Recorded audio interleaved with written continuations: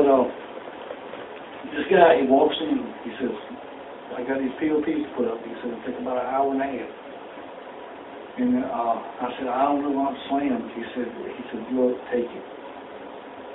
$300 a pop. $300 fucking a pop. And he said, you can probably do 10 locations a day. And I'm like, all right. I said, I'll take this. So they started sending the purchase order. The next thing I knew, man, I had $40,000 to $50,000 worth of POPs to put up. Picture on pictures? Little stick-ons on pumps. POPs. And it started coming in. I said, Greg, I don't know. He said, man, here's the deal. He said, you know, I'm up here, and I'm a program manager. He said, here's what I want to do.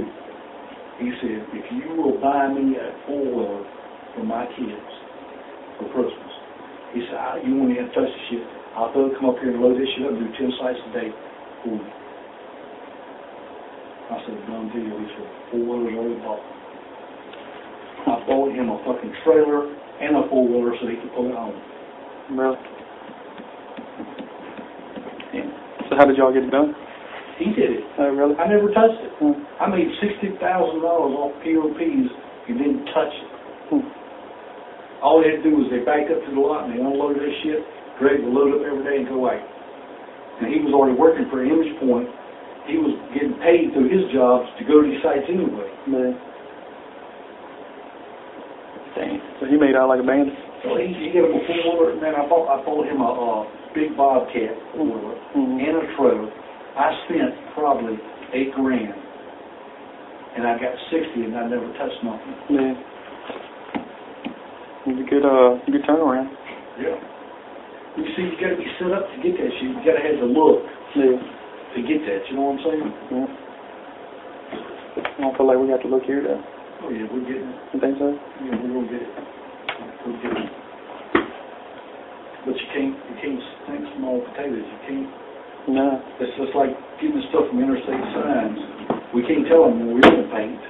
We ain't gonna get a fucking job. Yeah. That makes you gotta make yourself sound bigger when you say that you got electrical contractors and painting contractors. Like I tell them, I'm affiliated with a painting company. We can do it.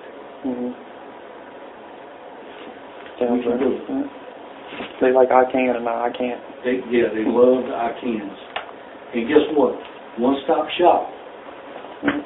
When you go, it's kind of like, okay, this company up here that's fixing our truck. The fucker will sit there for 2 weeks. You know what I'm saying? When the bucket van was up there? Yeah, he'll sit there for 2 weeks. I don't know why y'all is stuck up their ass up there, but he'll sit there for 2 weeks. Remember when I used to go over there to Sam's? I'd pull it in, they'd fucking work on it and get it out. You see it backed up there? Remember we had the bucket van? They sit there for 2 weeks. I know, I remember. I was like, what the fuck is this thing sitting there for? But his cousin works up there. Family. Who? Family or something. Yeah. And I don't know what his name is, but his cousin works up there. Somebody's his cousin. I don't get that shit. If you're my fucking cousin, you push me in the front. Yeah. Because I'm giving you the work. Not setting me off to the back because I'm your cousin. Exactly. Because like Brian told me, he said up there at Riverside or wherever it is, we're up there in Bracelet, he said, where he takes stuff, he said, he jump on the shit like that. I said, maybe we need to go up there. So I said, no, this is the best mechanic in the area up there. Let's sit there for 2 weeks. You know what? I stopped up there because he said, take it up in my truck. Remember I told you he kept cutting off? Yeah. Well, I went over and asked the guy, he said, well, I can put you in next Wednesday. It was fucking Monday of this week. I'm going to put you in next Wednesday. So you're talking a week and a half? Just to do a diagnostic? Yeah, just to do a diagnostics. And I'm like, all right, so I went to Chester. And I coming back and I kept cutting off every fucking 2 miles. I pulled in up here, I cut off up there on the back street up there. I pulled up there. I walked up there. I said, look, I'm broke down up here at the Boyd Chevrolet. I said, I'm broke down. And he'd already given me an estimate to fix the thing, $800. Yeah. They pushed it up there into Boyd. They pushed it up there, diagnostic, put the motherfucker on $500. What was it? A throttle body cable computer thing. The throttle position sensor? Something like that. Yeah. So it was going bad and making your engine think They did it just like that. Right. That's what I like about Boyd. He's on point with this shit. He don't mind spending $1. And they told me, well, this guy up here, Charles Cook, he used to work for them. And I asked him, I said, well, you know, the guy I worked with said, his cousin, he said, we can't hear the difference in them and us. They've got the little hand shit they plug in. They said he got a computer. It's a little hand thing that they bought for $600. He said, look at there, it was the size of a fucking wall computer. What, Boyd? Yeah. He said, this is the computer. Yeah, they got like $150,000 system. Yeah, this is the computer. He said, they got a little handheld to plug in on their dash. Yeah, and he goes on the internet and looks on the computer at somebody else's big shop that's connecting on the network. Yeah. And see, the bad thing about that is those little handheld ones, you can't update them. No. So they only read up to a certain year, so what happens when the next year comes? You got to buy a new handheld. The big ones like Boyd's got, they auto-update. You pay all that money. But they had it fixed in 2 hours. I sat up there for 2 hours to give me donuts and coffee. Pushed me right in the shop. And I said, fuck it, I ain't going to that guy up top. And not only that, they pushed it up there, they hooked it to the machine, the guy walks out, he said, this is what it's going to take, it's going to be fine. I said, fix it. Fix it. Yep. Can't beat that. No.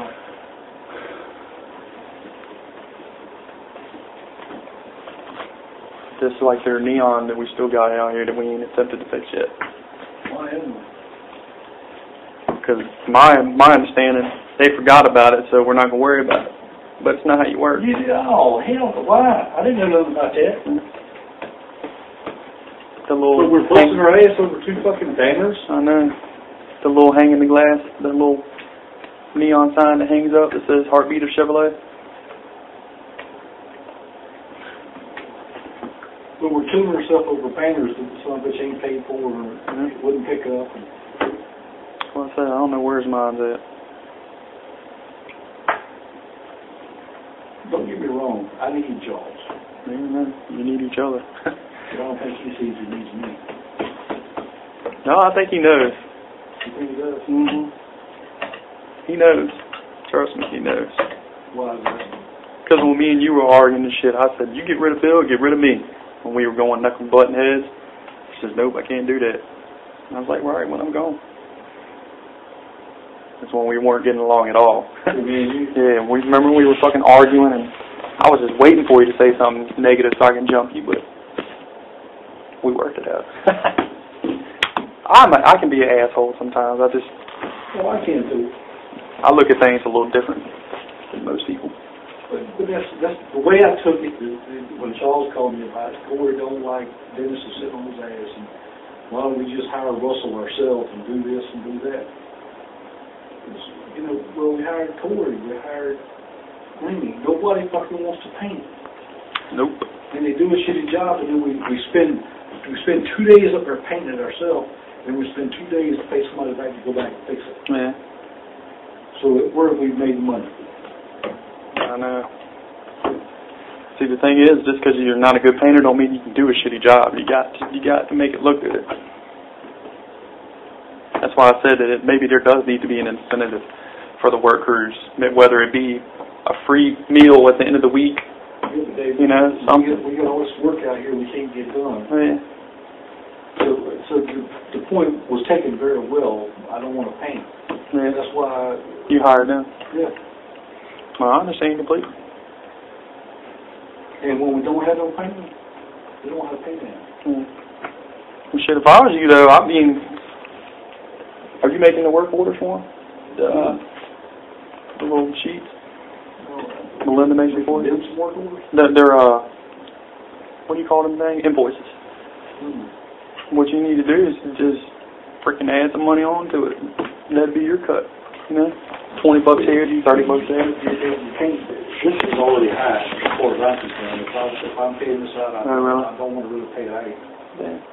It's already high. I don't want to make money from doing signs. I want to make money from hotel or McDonald's or Burger King. Yeah, that's what I was talking about. I mean for us. Yeah. No, when I get those, I'm gonna make more than just an invoice. Man. Bet your ass. I know I would too. Like I say, if I bust my ass, I can make a cool $10 a year off of them that do nothing if I bust my ass. Mm. In other words, if I act smart, it's like Dennis has already, Chad has already got, and he's working separate up there. He's in the Richmond paying apartments right now. But he ain't getting shit for that apartment. Mm-hmm. He gets, listen to this right here, he gets $75 an apartment. A full-size apartment? Yep. It takes him all fucking day, 14, 15 hours a day to paint. One apartment? Right. And he's got to buy the paint. So he's spending about $30 on the paint. $25 to $30 on the paint. And cheap shit from Kmart. Okay? So all said and done, he's burning his own gas, his own paintbrushes. He's making $50 a day, working 14, 15 hours a day. Mm-hmm. But before he got anything else, that's good. And he's making $50 a day. The best way to do it is to get a sprayer. Just do spray outs all day long. But then you got to buy plastic and throw that shit away. You can keep using the same piece of plastic for 4 or 5 rooms. And you got to buy tape. Yeah. But it's, I mean, when I was doing spray outs, there's 2 sprayers. Who did them 2 sprayers on the trash truck? I don't know. I didn't know there was things on the trash truck. I called Charles, man, where those airless sprayers were, and he said they threw them away. So I called. But they can be fixed, though. It's not like they're fucked up. Listen to this. So I called Corey, and Corey said, well, Charles said throw them away, it don't work. And I said, y'all threw them in the dumpster? He said, in the trash? He said, yeah. He said, Bill, the car's still on the trailer out there. So I went out there. Brian was there. I went out there. I took those 2 sprayers. I put them in the back of the truck, the hose and everything. Took them to Dennis. Guess what? Got them working. Ain't a damn thing wrong with them. They were just fogged up. Yep. He spent a couple hours in a pen and got the shit out. They run fine. Yeah, that's what I figured it was. I remember that's what I used to do all the time when I worked for Nemo's Custom Painting and Spraying. They threw them. You got to take care of them things or they'll conk up in a minute. You got to spray shit through them and clean them out. Put some metal spirits or lacquer thinner or something. You run through there and that bitch will clean itself right out. But usually what you're supposed to do is that goes back to the knowledge. These guys don't know nothing about painting shit. When you get done with the paint thing, you're supposed to take another separate 5-gallon bucket and sit there and let it pump and run itself through the bucket. And then pump mineral spirits in and let it sit in. Yeah, and that breaks everything down. Yep. Yep. I don't know. I don't think I'm doing it wrong. Nobody's doing anything wrong. No, what I'm saying our system works, their system don't. So they got to figure out something to do. No, what I'm saying is, as far as the paint, as far as going into this, I don't think I'm doing wrong by going into it. No, because if you're going to make money, you're not doing nothing. If you were painting or something, I'd be like, what are you doing? I ain't lost a damn thing. No, you ain't putting nothing into it, right? So if you make something, it's a hell of a... Well, I may be putting a little blue truck into the deal with them, but they're going to still owe me for the blue truck. They going to buy it from you? No, I'm going to still keep my damn truck. Oh, I'd lease it out to them now on a monthly basis. They're going to use it on jobs that I sell. Because you're going to get fucking paint all over that bitch, I can guarantee you. I don't care.